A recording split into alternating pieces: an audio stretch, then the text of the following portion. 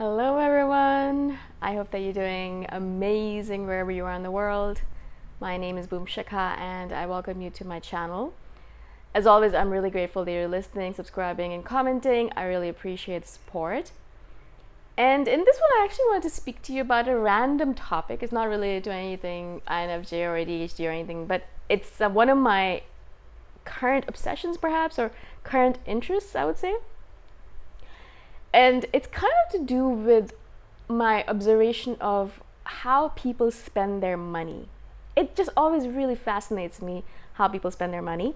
And usually you don't have an inlay or an inward view on how people spend money because people are doing it at home by themselves, doing weird things and then storing it in their homes where you can't see them, right?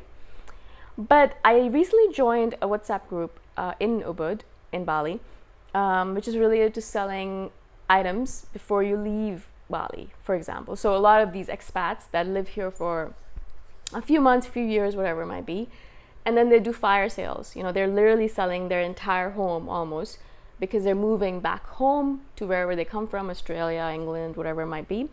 Or, they're moving somewhere else and they just don't want to carry everything with them, or they just, are downsizing, whatever it might be. But a lot of times it's because they're moving out of Ubud back to wherever they came from, right? So it's usually a back home move, and so they're selling a bunch of their items that they can't move. They don't want to pack this stuff and take back home because it's so expensive, and so they just want to sell it. And so a lot of times what happens is that this group particularly, they'll post on this group hundreds of items, usually, well, dozens of items at least, of things that they've accumulated over a few years, a few months, a few weeks even sometimes, of things that they're selling. And it's fascinating to me, literally fascinating to watch these people. So I've joined the group just because I love just observing what people end up buying in their time in Ubud. And I think, maybe this is like a little bit of a subset, and obviously it's not like a general view on like the human population in general, but it's just for me because it's fun for me to observe these things. And I'm just looking at some of the things people buy and accumulate and then sell, and it is, as I said, fascinating. I'm just mind-boggling, right?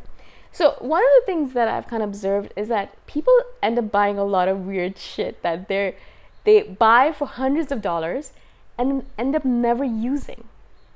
And this happens over and over again. I'm sure it happens in America as well. It happens in England. It happens everywhere. It's just people do weird things with their money, and foolish things, silly things, and then we end up buying things we're like, oh my gosh, I'm going to use this forever and ever and ever, and end up using it not at all.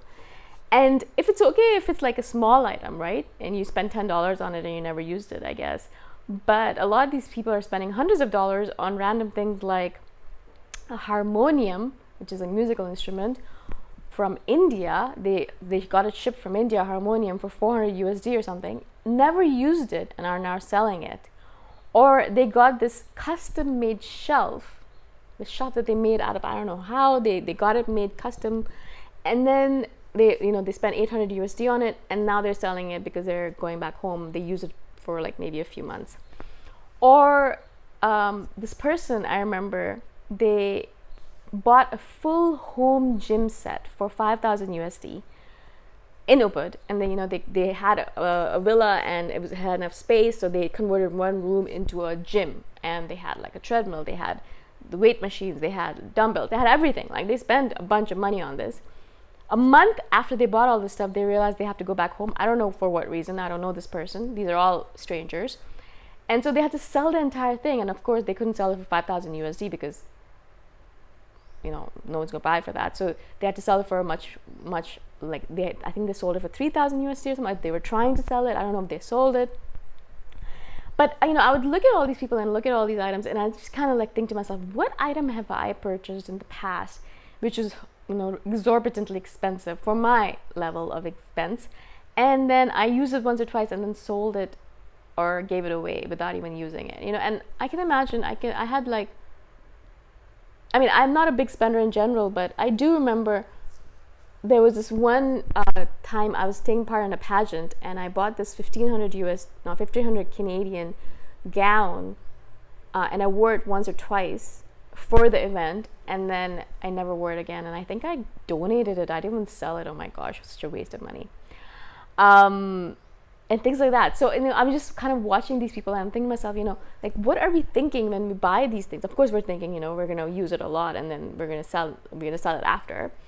But, with musical instruments, it happens a lot. A lot of us will buy musical instruments, and then, we'll store them in our room, never use them, and then sell them again. This happens quite a lot on the group as well.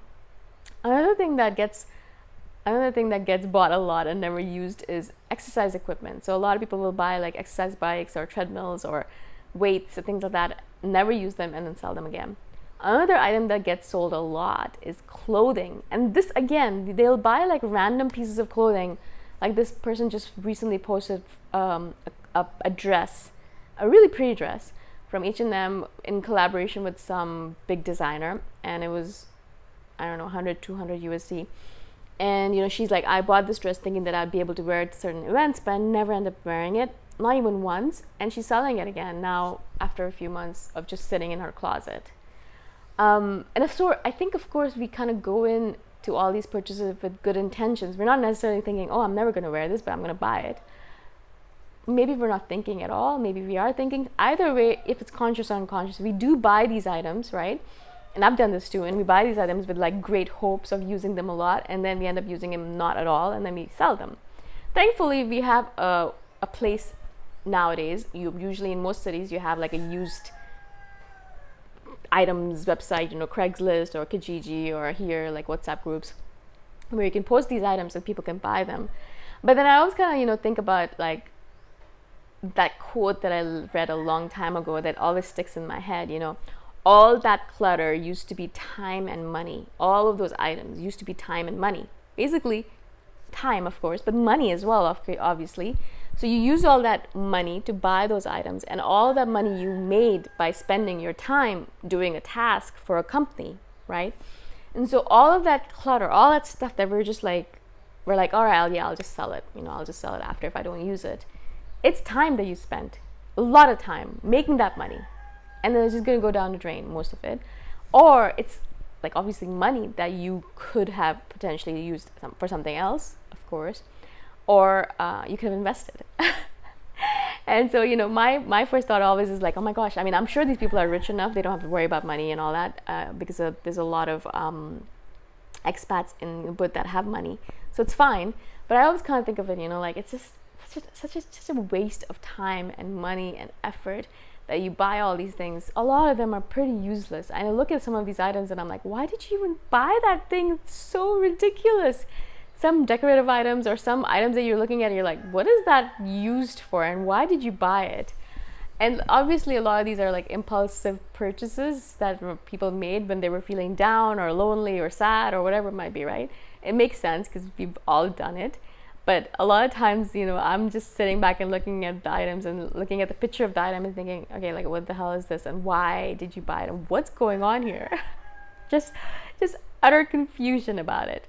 But I really as I said, I just really love being in this group and watching the purchases come through because it kind of, as I said, gives me an insight into how people spend their money, and also kind of reminds me, it kind of like is like a constant reminder for myself, don't spend money on nonsense because you'll just end up selling it after, and that's a waste of your time and money. It constantly kind of reminds me, don't do that to yourself, don't do that to yourself.